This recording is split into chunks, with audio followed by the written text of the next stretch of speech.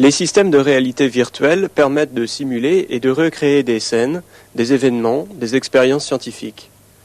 L'intérêt de la réalité virtuelle réside dans l'image et l'interactivité. Les images facilitent la compréhension d'une situation, la communication d'une idée.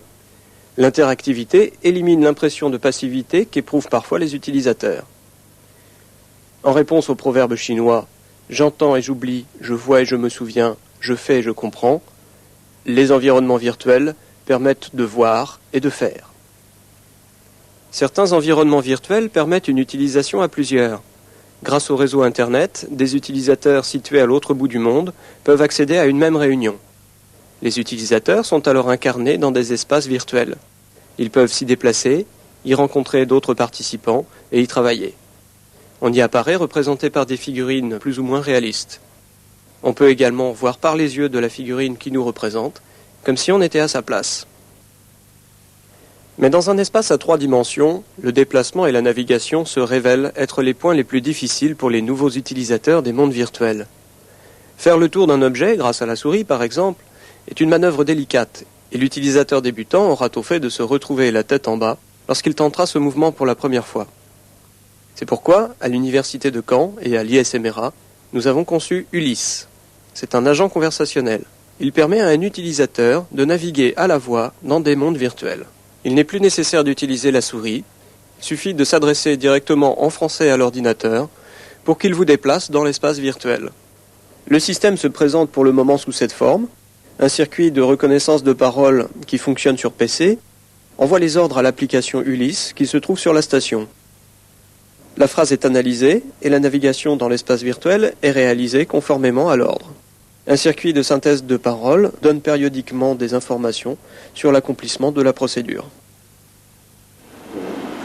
Est-ce que tu peux aller derrière le truc jaune ?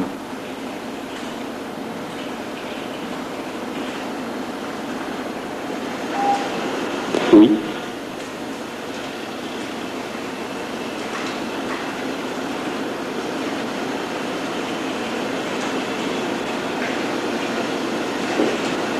Voilà.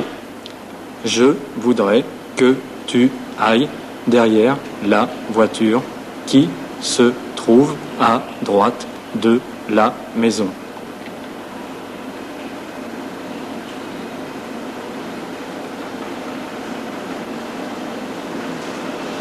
C'est parti.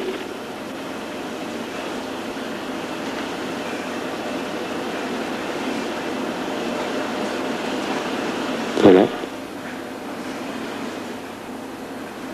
Fais le tour de cette voiture.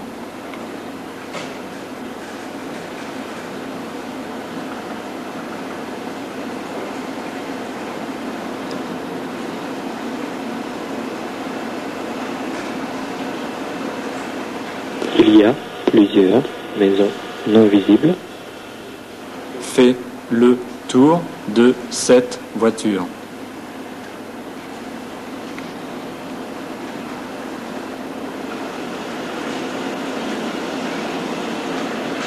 D'accord.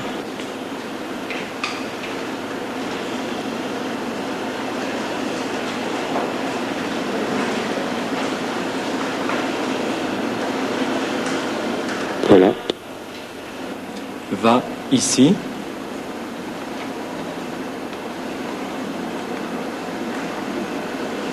D'accord.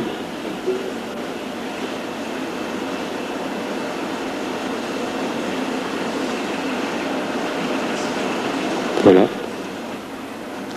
Retourne derrière la voiture en passant sur le drapeau.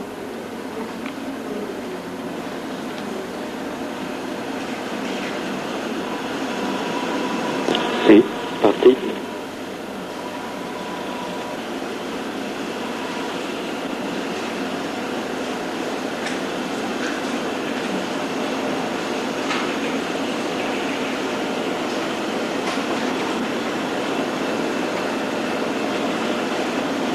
Voilà.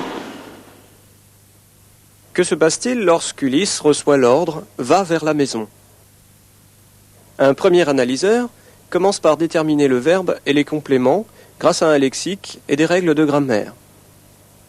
Un second analyseur permet de relier la langue et l'espace, grâce par exemple aux prépositions. Ainsi, sur la maison veut dire au-dessus. Aller dans la maison signifie se rapprocher du centre de la maison. Aller vers la maison signifie se rapprocher de la maison jusqu'à une position intermédiaire entre la position de la maison et la position initiale de l'observateur. En ce qui concerne les objets, ici la maison, l'analyseur associe le mot maison à une entité de la base de données géométrique. Mais dans ce monde virtuel, il y a plusieurs maisons. La maison qu'on retient est celle qu'on désigne à la souris, ou dont on a parlé précédemment, ou qu'on voit. Il y a des verbes plus complexes que aller. Contourner un objet, par exemple, sera interprété comme aller vers l'objet, aller à droite de l'objet, et aller de l'autre côté de l'objet. Pour que l'utilisateur ne soit pas perdu dans l'espace virtuel, son point de vue est toujours tourné vers les objets qu'il mentionne.